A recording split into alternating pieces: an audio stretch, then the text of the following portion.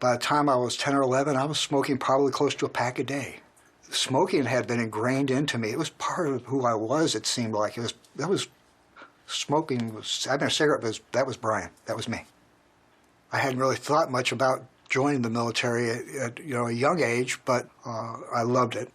I enlisted in November of 1972. Within a year after I got in the military, I had met my future wife. We were very young, and we wanted to see the world. Traveled all over Europe. We saw things, and we were able to experience stuff that most people would never have the opportunity to do. I was stationed in Germany until I had my heart attack when I was 35.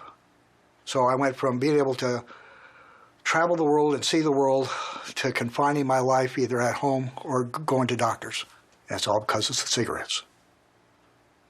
Well, I had the heart attack. I had the first defibrillator where they had to cut my chest open and put the patches on.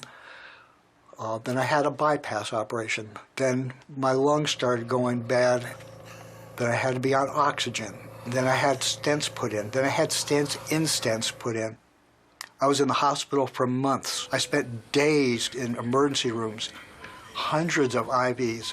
My poor wife having to sit down in emergency rooms for hours upon hours upon hours. My kids getting called up, Dad's in the hospital again. He might die, you gotta come down. It was a lot. Every doctor along the way said, knock it off, stop smoking, had to stop smoking. Even to the time when I had my first run for a heart transplant. I had smoked, I don't know why I did it. And then the day I went to the doctors, they always draw your blood, and they gave me the pager. They said, okay, you're on the transplant list.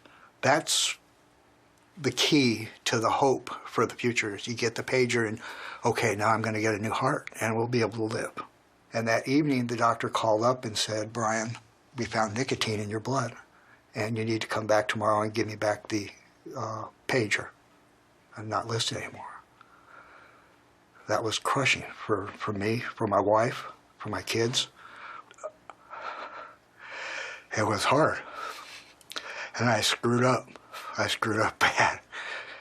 And I just screwed up bad.